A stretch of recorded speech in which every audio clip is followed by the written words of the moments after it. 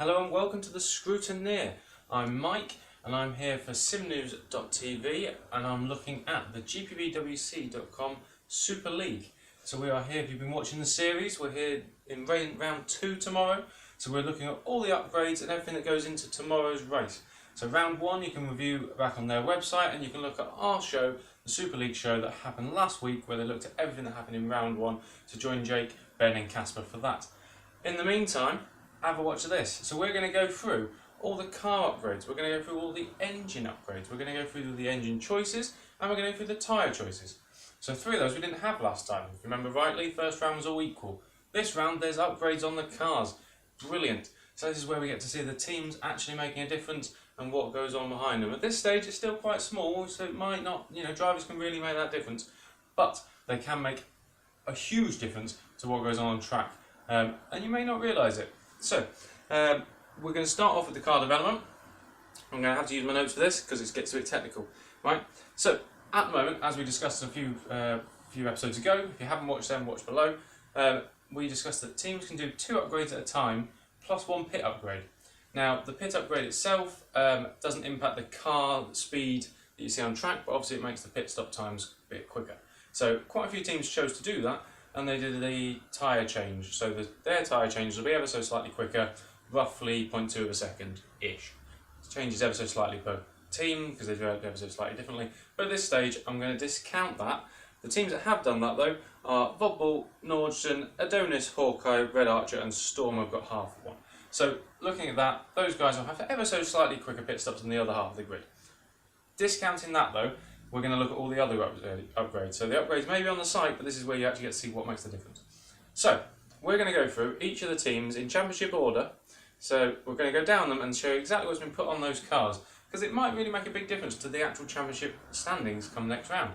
So you may find that the cars near the top may not have the best car for this round, and so it's not as easy to look at.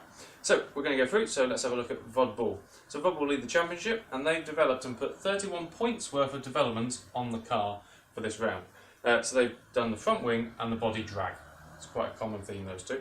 The front wing downforce and the body drag aero. The next one up is Mad Cape. Now this is the new team, and at this stage they've put nothing on this car. Now, that could be 2 things. You may find that they've saved all their upgrades and they are massively upgrading for round 3, in which case, brilliant, we might see them top of the pile next time out. Or it could be a rookie error and they've missed deadlines or something along those lines, in which case they may be behind, but they're going to really struggle in this round because they've got 0 upgrades on the car. They're the only ones you'll find as we go through. Nordson, they're 3rd in the championship. They put 38 points on the car, so that's 7 more than Vodbull did. They've done the front wing and the body drag. So they've done the same areas, but they've developed ever so slightly more, so they should have the faster car. Hawkeye, they've also done 38, and they've done the front wing and the rear wing downforce. So that's all downforce, no aero drag. Storm, they did 20 points. Now they're an interesting one. So they actually did the front wing dirty air and diffuser downforce. They're the 2 they did there. But interestingly, we got a glimpse because their developments finished during the last event. So they actually stopped their developments earlier than the deadline for this series, this round. So they've got sort of a lot less development than others, but that would show to me that they're going to get development for the round after, in round 3 in China, whereas most of these teams won't, because it takes so long to build parts onto your car. Street Fighter are next up. They put 35 points worth on, and they also did the front wing downforce and the body drag. Walters were next up, and they did the front wing downforce, but they did weight, so that's an interesting one.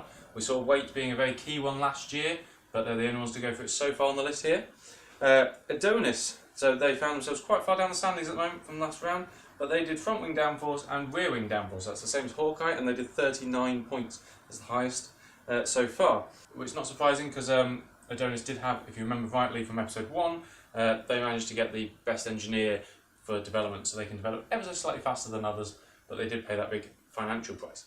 Red Archer, they did 35 points worth, and they did the front wing, downforce and weight, which was the same as Walters.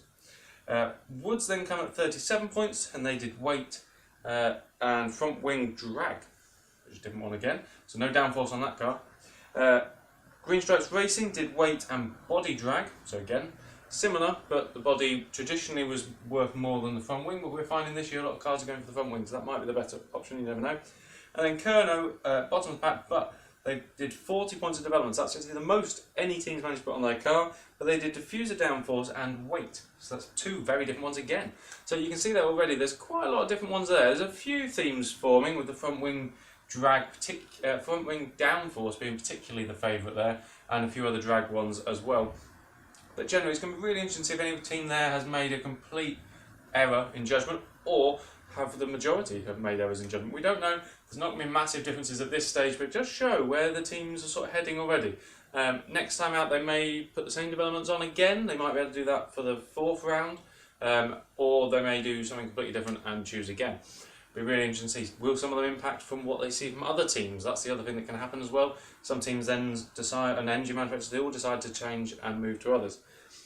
On that, engine manufacturers. So we've also had engine development. So do you remember our 4 engine manufacturers? We've got the Martex, we've got the Talos, we've got the Trinity, and we've got the Valiant. So the 4 engine manufacturers. We found this time around, I'm going to go with in order of who has developed the most. So you look at it and go, well actually, in the time frame that's been provided to the deadline, you basically get 26% done of whatever area you picked. You could pick power, fuel, or boost, basically. So the three areas you can do. Martex, they did the power upgrade, so they got 26 points worth of power. So that's absolutely huge amount of power, but they haven't done any fuel or boost. You can only do one area at a time on engines, if you remember rightly.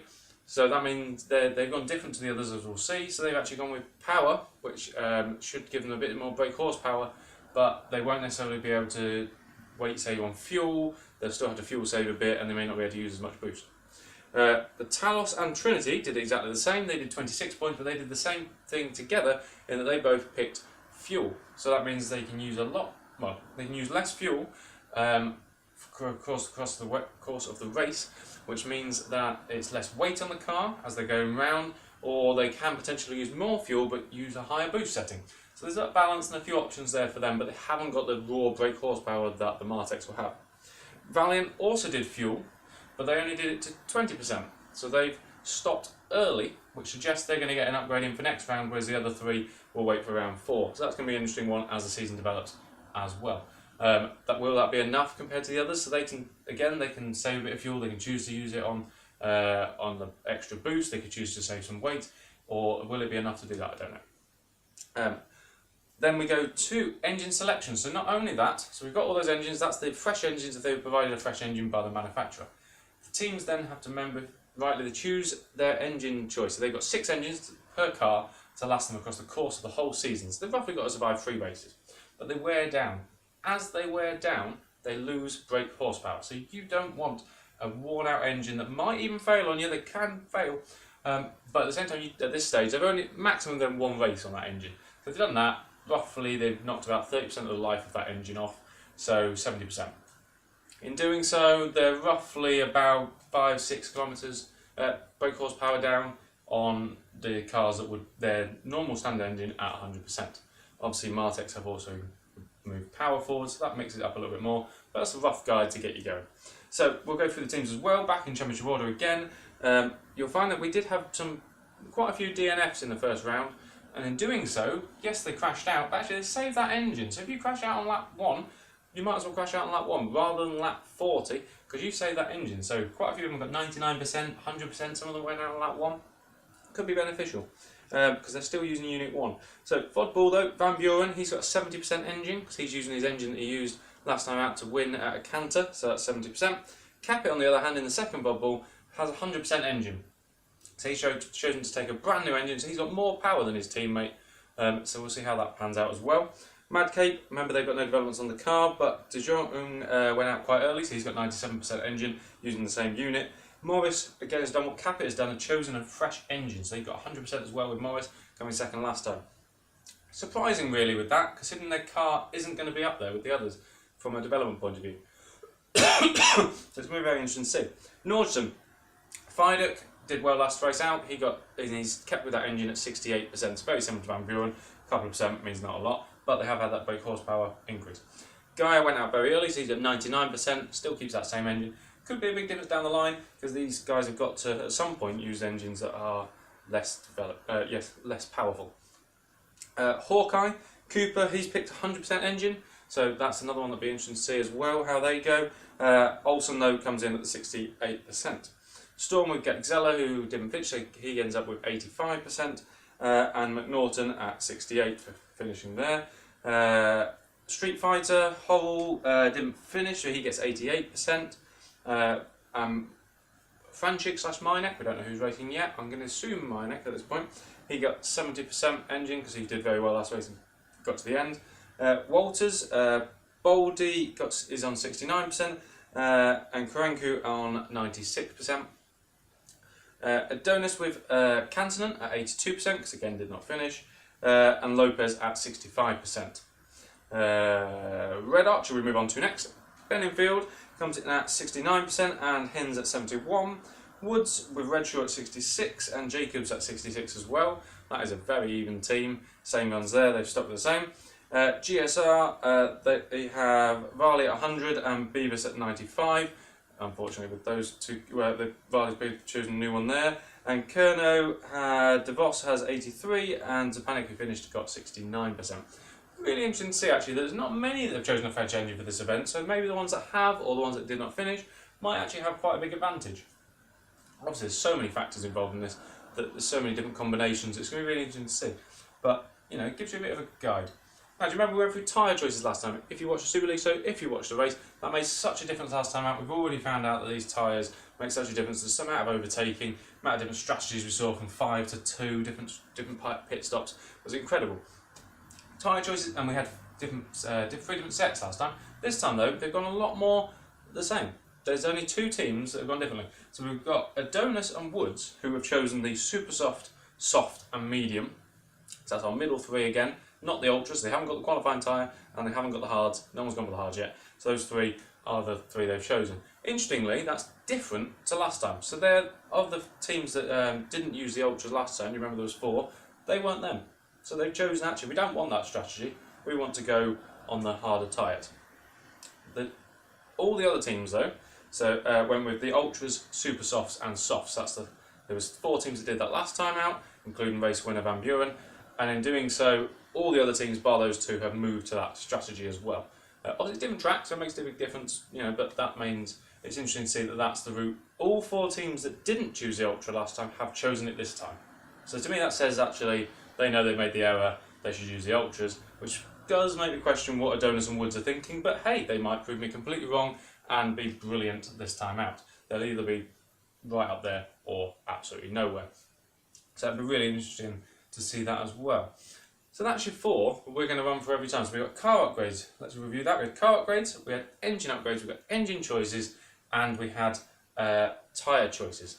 Now, of those, what makes all the difference? If you're watching the race, what are you going to really want to know? You know, a baseline figure, that sort of thing. At this stage, engines don't make that much of a difference, but I would look out for those Martex ones, potentially. Little question mark over them. Again, with tyres, I just look out for Adonis and Woods. Everyone else on the same strategy really there. Engine choices, the few that make a big difference there, I'd probably look at Capit, Morris, Cooper, and Gaia. Because actually, he's still using that first unit, but 99%. So those ones will be very interesting to see how they differ to everyone else who's probably near enough using the old engine.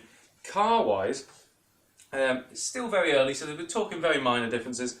But you're probably looking at Adonis, Hawkeye, followed by Nordsen, and I'd say Street Fighter might be your best 4 cars on the grid out there. Interesting though, Street Fighter don't have those teams. Street Fighter don't have the pit difference. Maybe that'll make a difference. Who knows? So that'd be sort of my guess. These are sort of probably the best cars out there this round. There's some interesting strategies forming already, particularly around Storm and maybe Bob Bull with little things that they might be doing in next round. And Mad Cape, what's going on there? So it'd be very interesting to see that as well. Remember, you can catch that race tomorrow, or if you're watching this on Thursday, tonight. You can watch that on GPVWC.com's YouTube or on their website. You can find live timing, all that sort of stuff. You can catch our show again in 2 weeks' time of making you ready for the race, the 3rd race in China. But before that, next week, you can at this same time, you can catch the Super League show, which will review the race that happens tomorrow, talk through all the talking points, see all the bits and pieces that have gone in the championship. Should be a cracker if anything was like the first round I can't wait to be keeping on with this series. It's only going to get better and better as to what these cars and teams will do. There's so many different variations. I'm going to take the next week or so to actually crack through and find out what's going on, race round tomorrow, have a look, see what's happening with all the teams. It's going to take me that long, I think, come next Saturday to work out who's changed what and what's gone on, but I'm going to have to break this down for you a lot better. My thanks again to Ben and Mike for all the editing and pictures and graphics that you see around the screen. Fantastic work they do as well for SimNews.TV. So make sure you catch us, subscribe below. You've got Parker's Pit Stop next week as well. Josh at the end of the month with Josh Anderson's Access, as well as that aforementioned Super League show. And I'll sell myself back again in a couple of weeks. So thank you for me. Enjoy the race tomorrow, and I shall see you soon.